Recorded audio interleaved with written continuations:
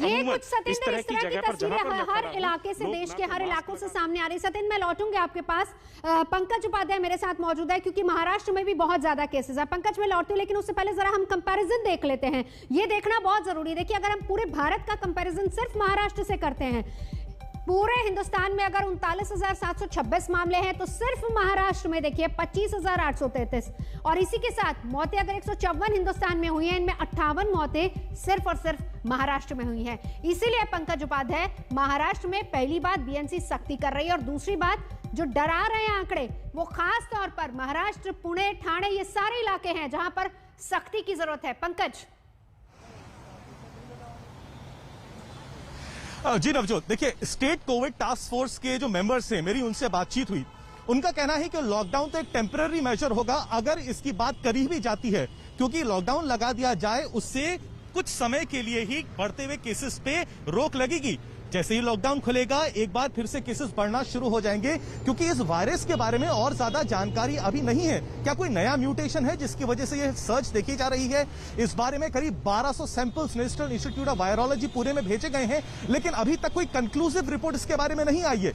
इसीलिए task force ने राज्य सरकार से यह कहा है कि लॉकडाउन के बारे में मत सोचिए, कोशिश करिए, ज्यादा से ज्यादा टेस्टिंग करिए, कॉन्टैक्ट ट्रेसिंग करिए, उसके बाद ट्रीटमेंट करिए। और मैं आपको एक फिगर बता देना चाहता हूं नवजोत, फरवरी के माह में, क्योंकि विदर्भ इलाके में अमरावती, यवतमाल जो सेंटर बने थे, एपिसेंटर थे जहां केस बढ़ रहे थे, पॉजिटिविटी वहां बहुत ज्यादा थी। देखिए, एक महीने के अंदर कितना ज्यादा अंतर आया है।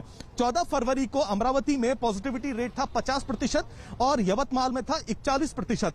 एक महीने के अंदर में टेस्टिंग के बाद देखिए आज पॉजिटिविटी रेट अमरावती में है 12% और यवतमाल में है 9%।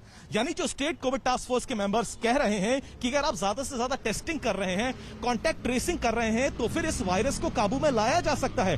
और यही बात शायद अब बृहन मुंबई म्युनिसिपल कॉर्पोरेशन ने मुंबई में भी समझ ली है, और उसने कहा है कि जो पहले नाइट कर्फ्यू की बात हो रही थी उसको दरकिनार करिए। फोकस हमारा रहेगा इस पर ग्राउंड रूल्स जो हैं उसका किस तरीके से कड़ाई से पालन किया जाए। हाँ। इसीलिए क्योंकि वीकेंड्स में मॉल्स में ज्यादा बहुत भीड़ हो जाती है, ऑफिस गोअर्स सुबह शाम होटल्स, रेस्टोरेंट्स में बहुत ज्यादा भीड़ कर देते हैं, दादर मार्केट में बहुत ज्यादा भीड़ हो जाती है, इसलिए उसने कहा है यहां पर विजिलेंस और ज्यादा बढ़ेगी। सबसे अहम फैसला क्या लिया गया है?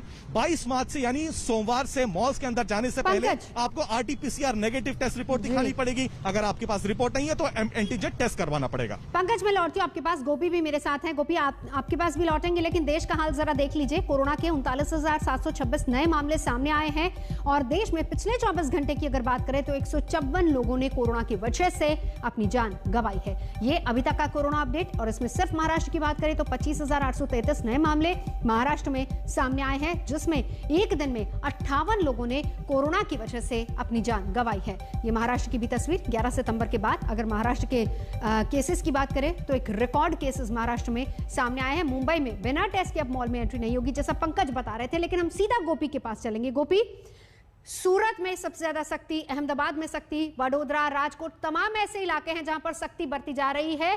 कहने को ग्राउंड पर तस्वीर क्या है गोपी?